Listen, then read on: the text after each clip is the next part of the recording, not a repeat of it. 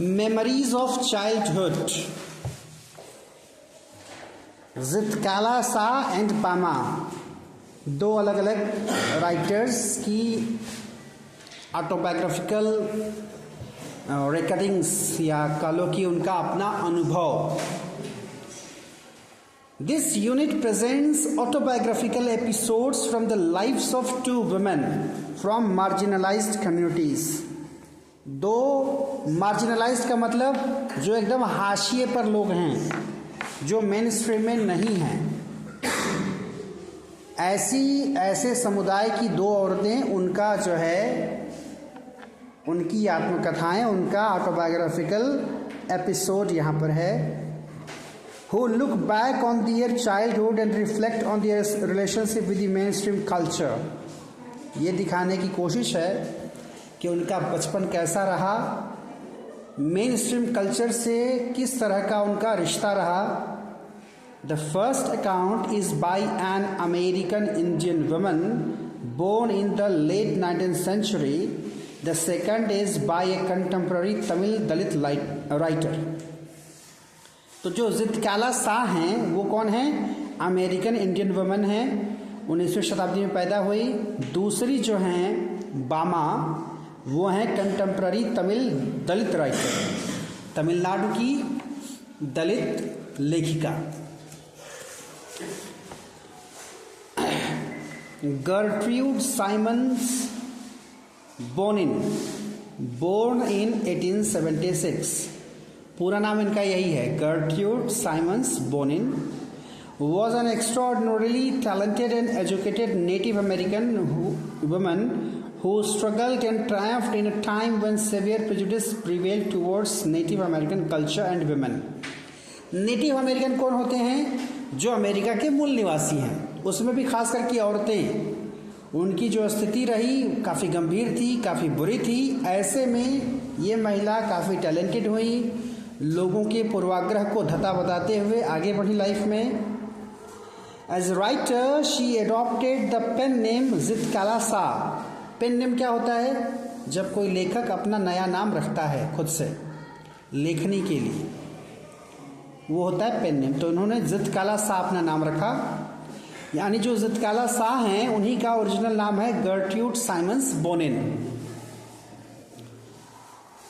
And in 1900 began publishing articles criticizing the Carlisle Indian School। और एक school है वहाँ पर, उसको क्रिटिसाइज करने के लिए उन्होंने आर्टिकल्स लिखने शुरू किया, यानी अपने लेखनी के थ्रू क्रिटिसिज्म शुरू किया, आलोचना शुरू की। Her works criticized dogma and her life as a Native American woman was dedicated against the evils of oppression। जो बेकार की कई कुरीतियाँ थीं उनके खिलाफ लिखना बोलना शुरू किया उन्होंने, और पूरी की पूरी ज़िंदगी उनकी इसी ऑपरेशन यानी इसी दमन के खिलाफ रही। तो ये बात हो गई ज़ित्काला सा की। दूसरी बात बामा की करते हैं। Bama is the pen name of Tamil Dalit women from a Roman Catholic family. इनका भी ये ओरिजिनल नाम नहीं है, रोमन कैथलिक फैमिली से हैं, तमिलनाडु से हैं। She has published 3 main works, 3 रचनाएं इनकी प्रकाशित हुई थी। एन ऑटोबायोग्राफी जिसका नाम था कुरुक्कू,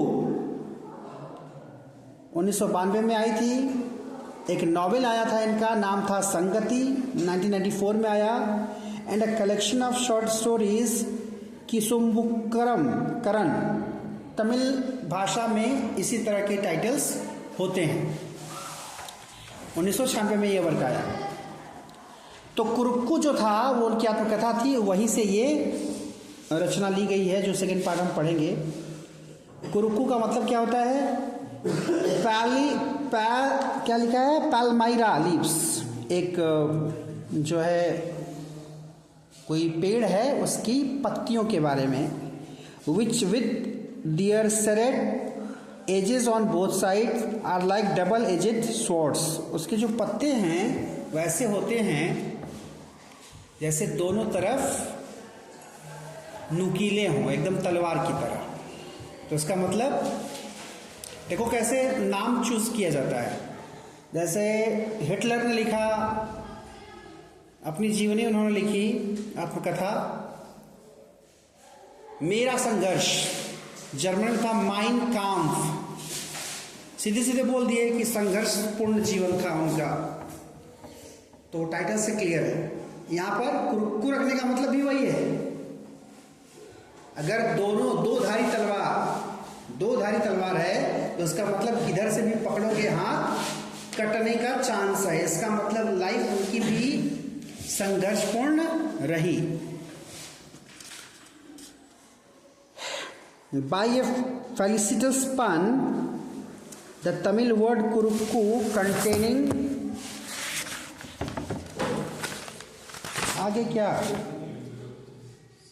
कुछ और होगा यहाँ पर, क्या लिखा है उसके आगे?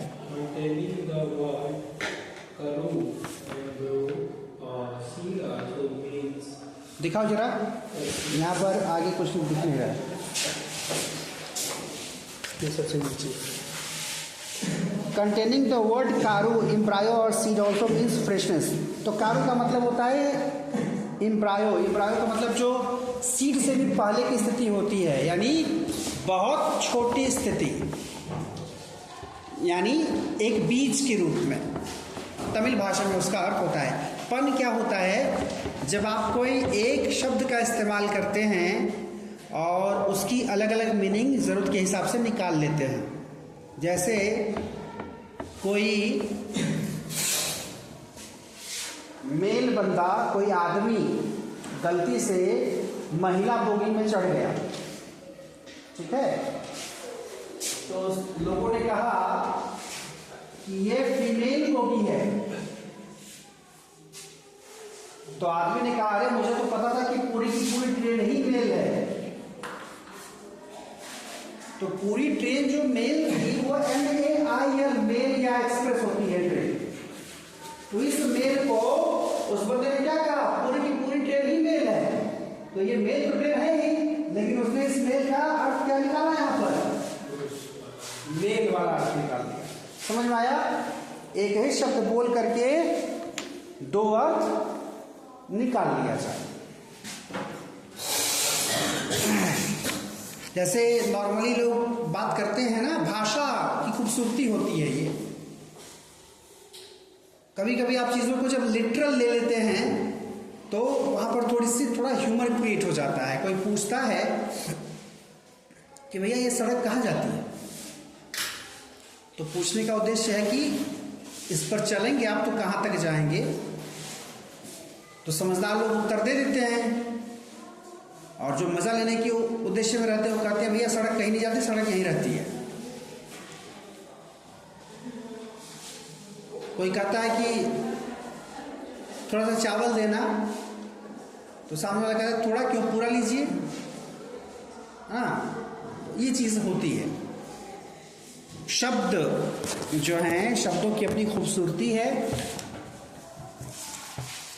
तो जितकला शाह का एक्सपीरियंस देखा जाए क्या है?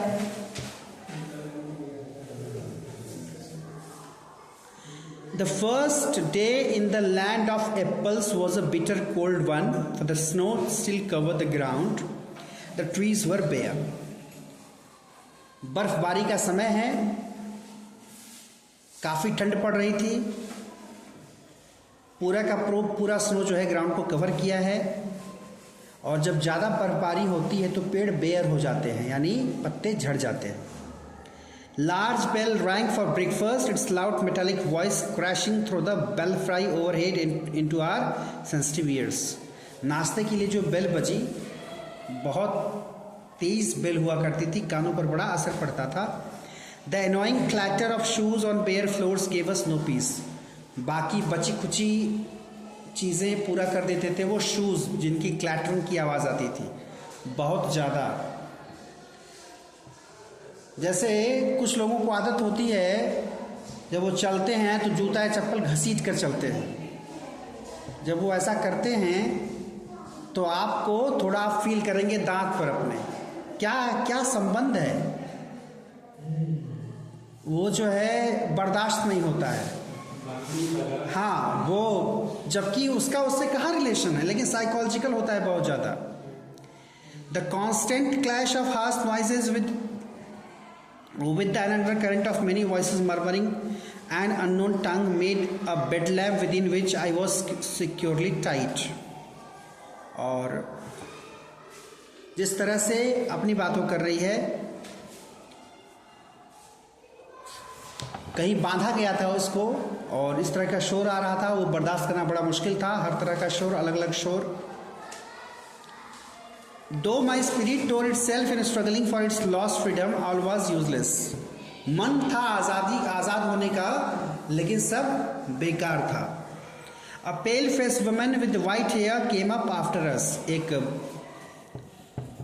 चेहरे से मरियल औरत सफ़ेद बालों वाली आई। We were placed in a line of girls who were marching into the dining room। तो जो राइटर अपना एक्सपीरियंस शेयर कर रही हैं, कई लड़कियों के साथ में थी, डाइनिंग रूम के लिए वो लोग आगे बढ़ रहे थे। These were Indian girls. अच्छा, यहाँ इंडियन का मतलब केवल भारतीय मत समझिएगा।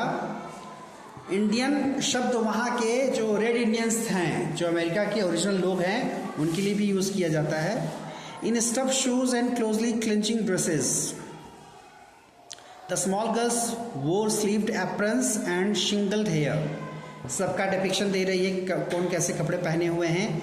As I walk noiselessly in my soft moccasins I felt like sinking to the floor. और जब ये बेचारी चुपचाप शांत होकर बढ़ रही थी आगे, ऐसा लग रहा था कि डूब जाएगी उसी फर्श में, यानी एनर्जी नहीं रही होगी शरीर में।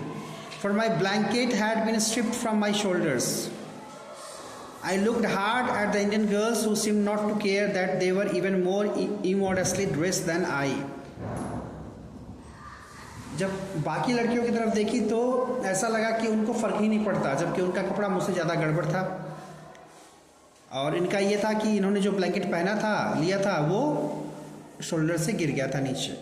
इन their tightly fitting clothes while we marched in, the boys entered at an opposite door. लड़कों की एंट्री दूसरे अपोजिट डोर से हो रही थी। I watch for the 3 young braves who came in our party. I spied them in the rare ranks looking as uncomfortable as I felt.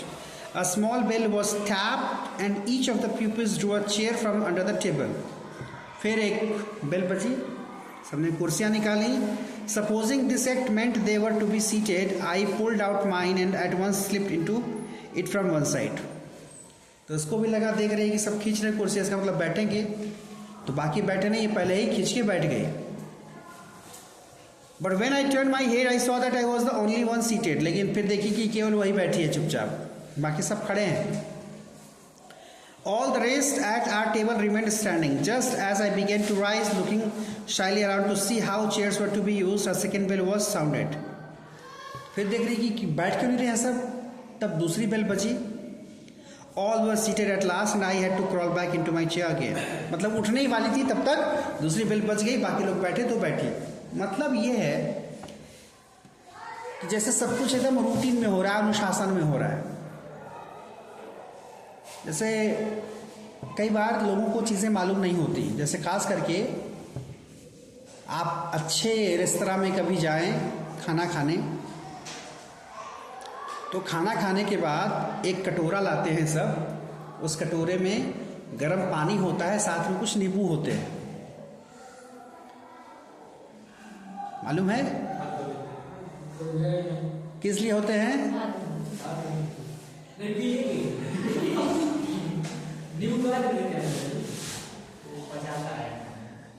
यही logic लगाते हैं लोग पहली बार,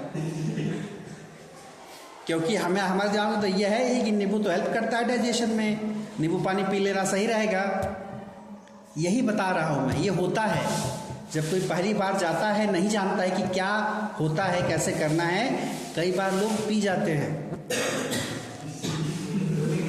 तो अब यहाँ समझने वाली बात यह है कि जैसे मान लो कभी कोई काम जो आपने पहले नहीं किया, तो कहीं पर अगर आप हैं तो अपना कॉमन सेंस थोड़ी देर के लिए रोक दें, थोड़ा वेट कर लें, देख लें कौन क्या कर रहा है। नहीं तो जब आएगा 4 लोगों के सामने नींबू पानी, और आप झटाक से उसको पी जाएंगे, बाकी 3 बैठ के हाथ धुलेंगे तो आपको बड़ा बेकार लगेगा कि हम तो बेवकूफ़ बन गए।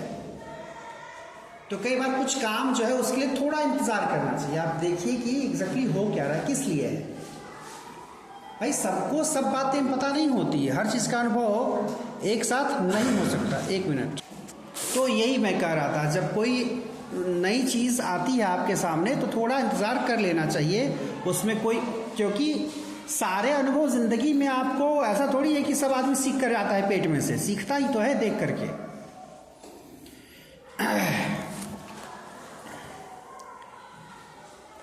I heard a man's voice at one end of the hall and I looked around to see him. एक आवाज़ कोई आई, उधर देखा इसने, but all the others hung their heads over their plates. तो आवाज़ है तो इसने देखने लगी उधर, बाकी सब जो है अपने प्लेट पर जुटे हुए थे। As I glanced at the long chain of tables, I caught the eyes of a pale-faced woman upon me. Immediately I dropped my eyes, wondering why I was so keenly watched by the strange woman. कोई नहीं देख रहा था, केवल ये देख रही थी, तो उसको वो औरत ध्यान से देख रही थी। अब उसी पर पूरा ध्यान है तो थोड़ा झिझक गई। The man ceased his mutterings and then a third bell was tapped. उस आदमी ने बोलना बंद किया, फिर तीसरी घंटी बजी। Everyone picked up his knife and fork and begin eating. बाप रे, मशीन जैसा काम हो रहा है ना। जब तीसरी घंटी बजी तब नाइफ उठा करके खाना शुरू किया सबने। I began crying instead, for by this time I was afraid to venture anything more. अब इसको समझ में आ गया कि अब अपने से कुछ नहीं करना है। But this eating by formula was not the hardest trial in that first day. ये कोई बड़ी बात नहीं थी, इससे भी ज़्यादा बातें होंगी आगे। Late in the morning, my friend Judavin gave me a terrible warning. Judavin knew a few words of English.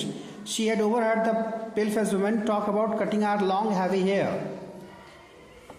बोली कि थोड़ा बहुत अंग्रेजी समझती थी वो फ्रेंड।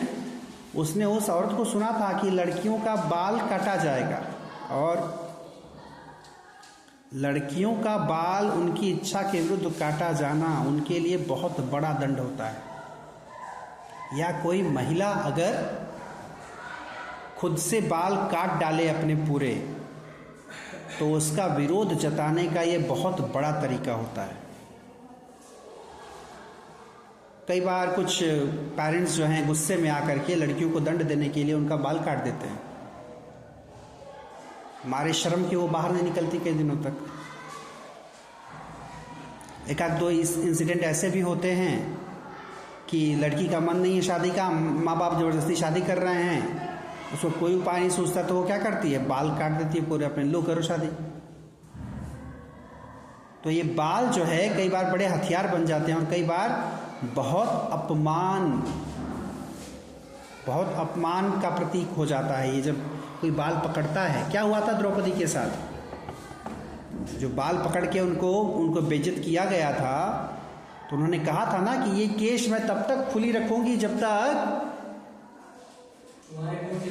खून से बाकायदे शैम्पू करूंगी। जब द्रौपदी ने कहा था, बिल्कुल।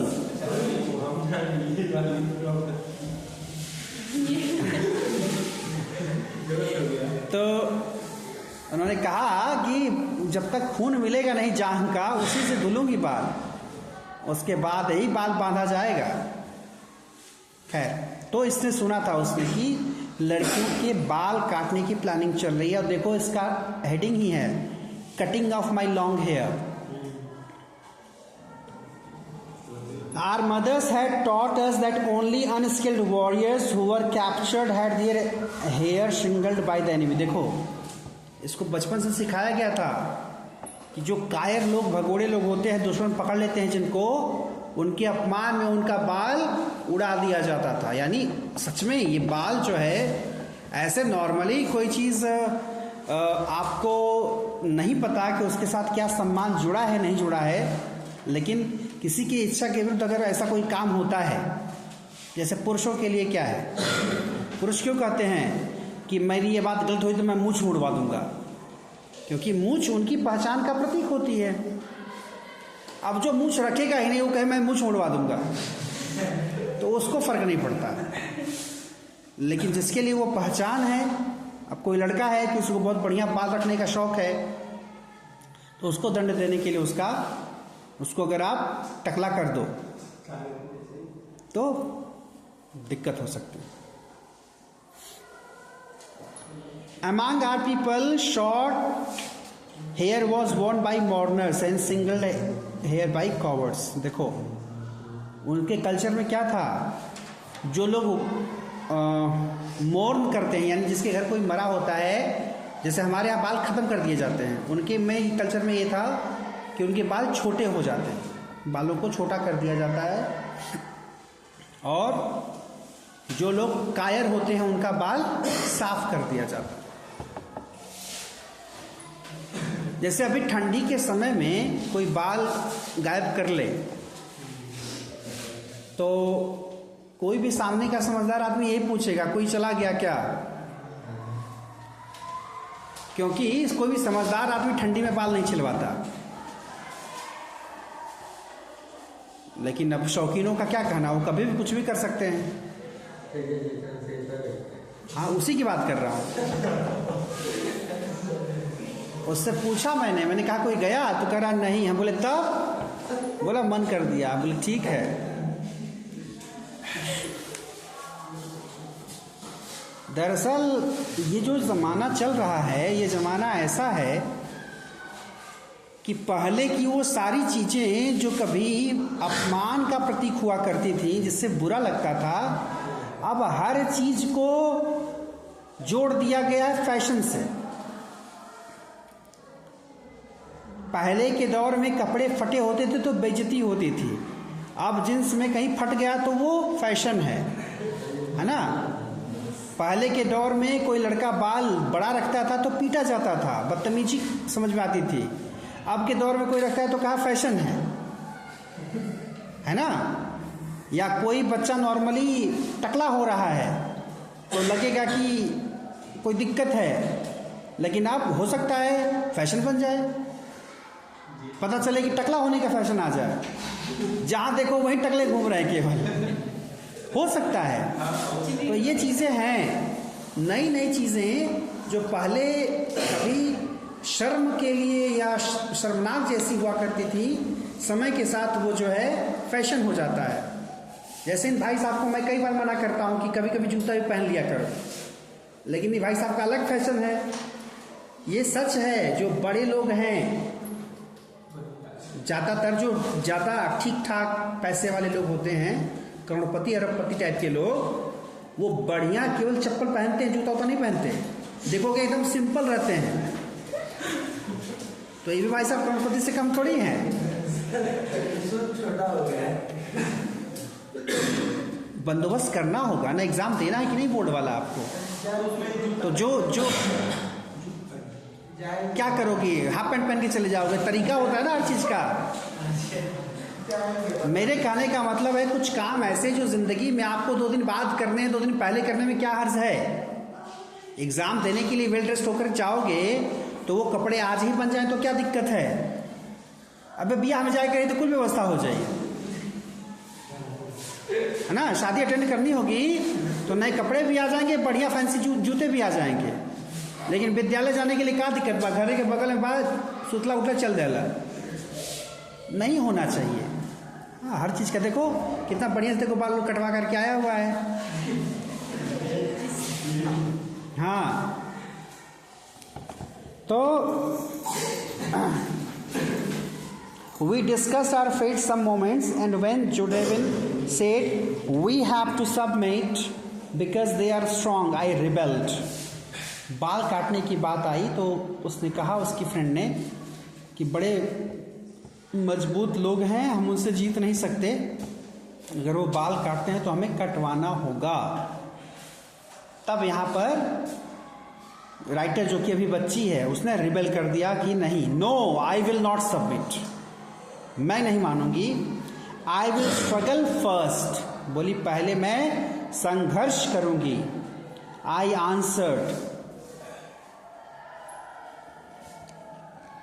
आई watch my chance and when no one noticed I disappeared. जब बारी आई थी इनकी, किसी ने नोटिस नहीं किया, ये गायब हो गई। I crept up the stairs as quietly as I could in my speaking shoes. Shoes आवाज़ कर रहे थे लेकिन धीरे धीरे पैर दबा के भाग गई सीढ़ी के पास। My moccasins had been exchanged for shoes. Along the hall I passed without knowing whither I was going. Hall की तरफ आगे बढ़ती गई, पता नहीं किधर जा रही। Turning aside to an open door, I found a large room with 3 white beds in it. एक कमरा दिखा, 3 बेड थे उसमें। Windows were covered with dark green curtains. पर्दे लगे थे हरे रंग के, which made the room very dim. Thankful that no one was there. कोई था नहीं, कमरे में अंधेरा था। I directed my steps toward the corner farthest from the door on my hands and knees. I crawled under the bed and huddled myself in the dark corner. देखो यहाँ पर चित्र बना हुआ है कैसे अपने आप को बेड के नीचे छुपा ली है अंधेरे में। From my hiding place I peered out, shuddering with fear whenever I heard footsteps nearby.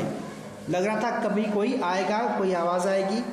Though in the hall loud voices were calling my name and I knew that even Judevin was searching for me.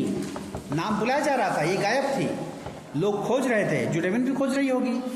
I did not open my mouth to answer. बोला नहीं. Then the steps were quickened and the voices became excited. The sounds came nearer and nearer. Women and girls entered the room. I held my breath and watched them open closet doors and peep behind large trunks. फिर उस कमरे में भी आकर के इधर उधर सब करके देखना शुरू कर दिया लड़कियों ने, औरतों ने। Someone threw up the curtains and the room was filled with sudden light. पर्दा हटा दिया किसी ने, कमरे में प्रकाश हो गया। What caused them to stoop and look under the bed, I do not know. I remember being dragged out, though I resisted by kicking and scratching wildly. दिख गई, झुक करके खींच के बाहर, घसीट के बाहर निकाल दिए सब, लेकिन ये लात मार रही थी, स्क्रैच कर रही। In spite of myself, I was carried downstairs and tied fast in a chair. तो सब करने के बावजूद उसको उठा करके ले आए, सब चेयर पर बांध दिए। I cried aloud, shaking my head all the while until I felt the cold blades of the scissors against my neck. जब छिल रहे थे सब या काट रहे थे तब भी विरोध कर रही थी, हिला रही थी। तो क्या किया सब उन सबों ने, जो सीजर्स थे, जो कैंची थी, यहाँ पर उसके गले पर कैंची रख दी गई। Heard them gnaw off one of my thick braids. Then I lost my spirit. Since the day I was taken from my mother, I had suffered extreme indignities. कह रहा है कि माँ के पास जब तक मुझे ले जाया गया कई बार ऐसी बेइज्जती हुई। People had stared at me. I had been tossed about in the air like a wooden puppet. जैसे किसी पुतले को फेंका जाता है ऐसे टॉस करते थे सब। Now my long hair was shingled like a coward's, और शिंगल किया जा रहा है, यानी छिला जा रहा है, जैसे कॉवर्ड हूं मैं। In my anguish I mourned for my mother, but no one came to comfort me. जब परेशान थी, माँ के लिए चिल्लाई, कोई नहीं आया कंफर्ट कराने। Not a soul reasoned quietly with me, as my own mother used to do. For now I was only one of many little animals driven by a herder. कितनी खतरनाक लाइन है लास्ट वाली, क्योंकि अभी वो जहाँ थी, जहाँ वो कैद थी, जिस तरह से औरों के साथ उसको रखा जाता था, करी अब कोई सुनने वाला नहीं था। क्योंकि जैसे मैं तमाम जानवरों के झुंड में एक जानवर हूँ और सामने वाला जो देख रेख कर रहा है वो मेरा गडेरिया हो या वो मुझे पालने वाला हो। जानवरों की जैसे देख रेख करने के लिए लोग होते हैं। अब ये पूरा कॉन्टेक्स्ट आपको समझ में आएगा जब रेफरेंस देखेंगे कि कहाँ थी ये, किस पर्पज से माँ के पास से हटाई गई थी और किस तरह से इसने झेला था। तो इस तरह के दुर्व्यवहार होते रहते हैं उन तमाम जगहों में जहाँ पर एक साथ कई लोगों को रखा जाता है, खास करके पनिशमेंट के लिए। बातें उस पर भी होती हैं। जैसे इस मुद्दे पर भी बात की जाती है कि जैसे मान लो कि कोई जेल में है, नो डाउट अपराध करके ही जेल में गया, तो जो उसने अपराध किया उसकी तो सजा आप उसको दे रहे हैं ना, जेल में है वो। अब उसकी सजा ये तो नहीं होनी चाहिए कि उसको ढंग का खाना ही ना मिले। तुम उसको खाना तो चावल, वो खा रहा है एक तो तब तक 2 कंकड़ पत्थर आ गए उसके मुंह में। ये मानवीय नहीं है। यानी कोई किसी चीज के लिए अगर दंड भुगत भी रहा है तो उस दंड में आप अपनी लापरवाही, आप अपनी कमी को शामिल ना करें, नहीं होना चाहिए। लेकिन ऐसा होता रहता है, बड़े बड़े स्तर पर इस तरह की चीज़ें होती हैं। खैर,